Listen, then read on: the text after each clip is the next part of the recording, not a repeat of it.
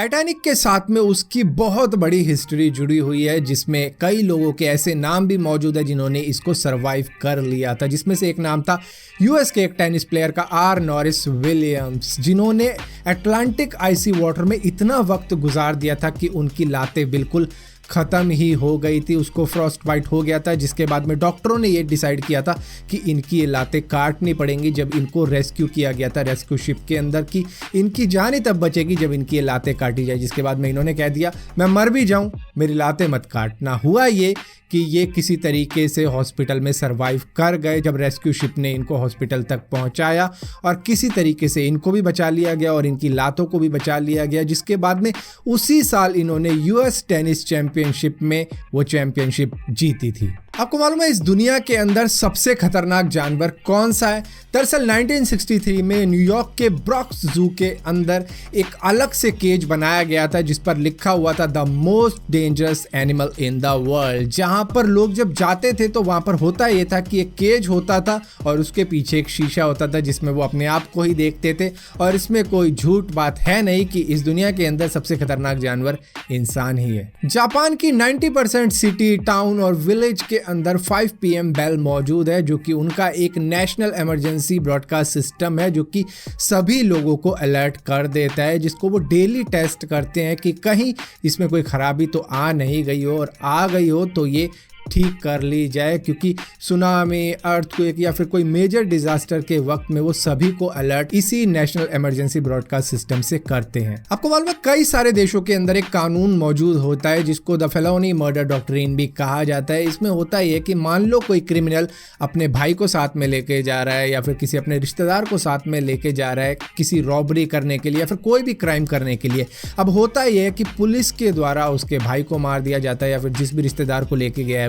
उसका मर्डर हो जाता है, वो मर जाता है। अब होता ये है यहाँ पर वो बंदा अगर जिंदा पकड़ा गया तो उसके मर्डर का केस उसी पर चलेगा जो कि फर्स्ट डिग्री मर्डर का केस लगेगा उस पे कि तुमने अपने रिश्तेदार को मरवा दिया अपने द्वारा किए गए क्राइम की वजह से। हर कंट्री के अंदर अपने अपने कुछ रूल होते हैं, जैसे कि नॉर्थ कोरिया के अंदर रूल है कि आपको कभी भी किम जोंग उन को सिंपैथी नहीं देनी है। जैसे कि जब उनके फादर की मौत हो गई थी तब किसी को भी उनको सिंपैथी देने की इजाज़त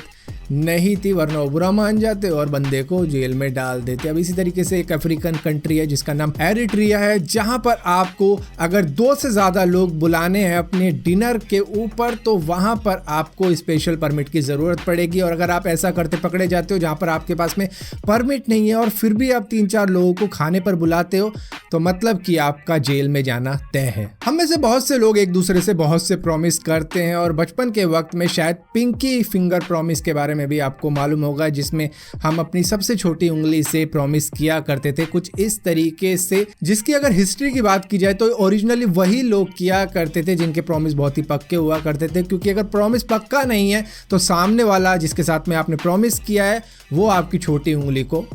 काट देगा। आपको मालूम है नॉर्वे के अंदर एनवायरनमेंट को लेके काफ़ी ज़्यादा स्ट्रिक्ट रूल हैं, मतलब कई तरीके की एडवर्टाइजमेंट आप देखते होंगे अपनी ही कंट्री के अंदर जहां पर आपको दिखाया जाता है कि ये कार एनवायरनमेंट को अच्छा कर देगी, ये एसी एनवायरनमेंट के लिए अच्छा है, लेकिन ऐसा कुछ भी नहीं होता। नॉर्वे का मानना है कि इन चीज़ों पर जब हम लेबल लगा देते हैं ग्रीन का, जिससे कि ये इंडिकेट होता है कि भैया ये एनवायरनमेंट के लिए अच्छी है, तो ऐसा कुछ भी नहीं होता, जो कि एक सच बात है। ये यही होता है कि हाँ एक चीज़ दूसरी चीज़ से कम डैमेज करेगी, लेकिन इस तरीके के इक्विपमेंट एनवायरनमेंट को डैमेज तो करते ही हैं, जिसकी एडवर्टाइजमेंट अगर इस तरीके से फेक बनाई जाए ये दिखा के कि भैया एनवायरनमेंट इनसे बच जाएगा, तो ऐसा कुछ नहीं है, बस ये है कि ये दूसरी चीज से कम डैमेज करेंगी। इंग्लिश के अंदर अगर सबसे लंबे नाम की बात की जाए तो ये एक केमिकल नेम है जो कि 1,89,819 लेटर्स का है, जिसको प्रोनाउंस करने में आपको 3 घंटे लग सकते हैं।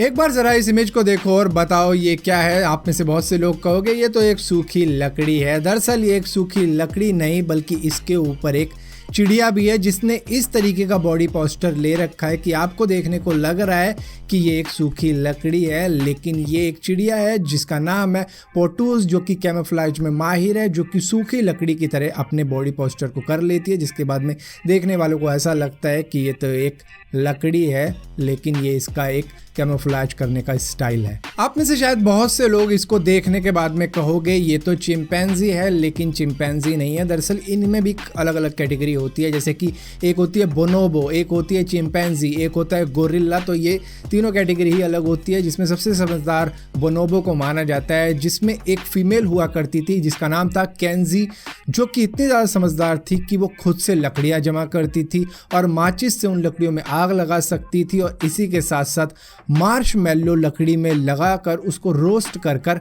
खाया करती थी। सो फिलहाल के लिए दोस्तों अमेजिंग रैंडम फैक्ट्स की इस वीडियो में इतना ही था। अगर वीडियो आपको पसंद आती है तो इस वीडियो को लाइक जरूर करना, शेयर जरूर करना, और इसी तरीके की और भी वीडियो देखने के लिए इस चैनल को सब्सक्राइब जरूर करना, और सब्सक्राइब किया तो बेल का आइकॉन जरूर दबाना, वरना आपको मालूम नहीं चलेगा मैंने को वीडियो डाली भी है।